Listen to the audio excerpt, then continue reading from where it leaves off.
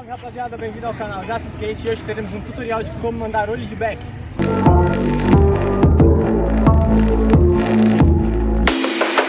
Então rapaziada, para mandar o ollie de back na base, tudo que você tem que fazer é deixar o pé da frente cheio, um ou dois dedos abaixo dos parafusos e o pé de trás bem cheio no teio, como se você fosse cavar um varial popado.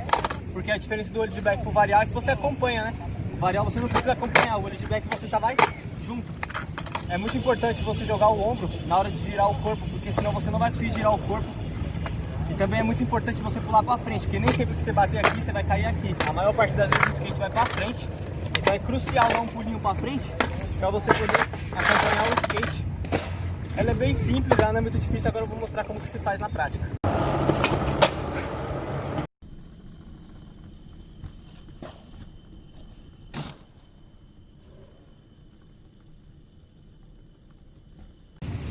Então rapaziada, esse foi o tutorial de como mandar um backside ollie, espero que tenha ajudado. Se você gostou, deixa o seu like, se você não é inscrito, se inscreve, compartilha pra rapaziada ver. Fica de olho no canal que logo tem mais, até a próxima.